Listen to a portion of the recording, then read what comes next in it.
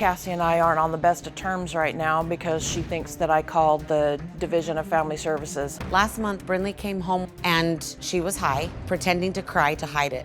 Her eyes were bright red, and she covers her eyes and she's like, one of my friends was being so mean to me. I went over there, I grabbed her arm, I threw it down, I said, cut. Brinley video chatted me and she showed me scratches on her arm and told me that her mother had done that. I took a screenshot of the scratch, and that's the only reason Cassie thinks it's me. To this day, my mom denies calling. I don't know who called, but it was not me. I think that she is lying because if the truth were to come out, it will ruin her credibility with every family member. Brinley says she doesn't run away to party like her parents think, but rather to escape her toxic home because Jonah's there. My mom and Jonah try to put the blame on me for everything that goes on in our house. Why are you sneaking out at night or vaping when you know it's causing me even more heartache? Cut the crap. The real problem is that Jonah is a total alcoholic who doesn't care to get better for our family. I honestly hate him. Me and my mom don't have the best relationship right now because of Jonah, and that just leads to more fights. I keep begging you to leave him because you know you're better than him. It's always the same excuse with her that she loves the sober Jonah. When is he ever sober? Never. I want him to be sober. I want you to trust him again. It's just a cycle. Jonah acts like he's getting help. We all have the illusion of having a sober dad come home, comes back the same exact piece of he already was before. I used to call Jonah dad all the time. He's not anything close to a dad role model. The reasons I would run away would be because of Jonah. Some nights I can't sleep, my anxiety, it hurts my head. That's why I smoke weed.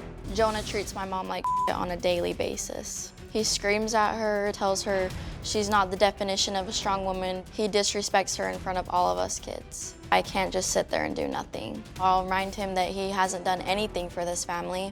Part of the reason why I let him come back home is because sometimes I need help. He's like another kid in our house. You gotta worry about him. My mom needs to stop making excuses for Jonah. Enough is enough. If Jonah doesn't get help, our family's only gonna get worse. Okay, now a couple of things I want to clarify, and I'm curious. Did you have bad relationships? I did. And did you have multiple marriages? Yes. How many? 3 legally. And so she witnessed this. Yes. And now you're in this highly dysfunctional relationship, and so she's witnessing that as well. So you grew up with that. Now she's growing up with that, so this generational legacy is going along, and you're modeling that behavior for her, and you're modeling that you'll settle for promises and abuse, verbal abuse, and all of this. You're modeling that for her, right? Right. You get that? I Okay. do. And you're running away to escape this, and this last time I asked you if you were safe, and you said no, it went badly. Just this past week, Brinley disappeared for 3 days. She left at 2 in the morning and claims as she was walking home, 4 men in a black car pulled her in the car. Now she can't remember any relevant information about the supposed kidnapping.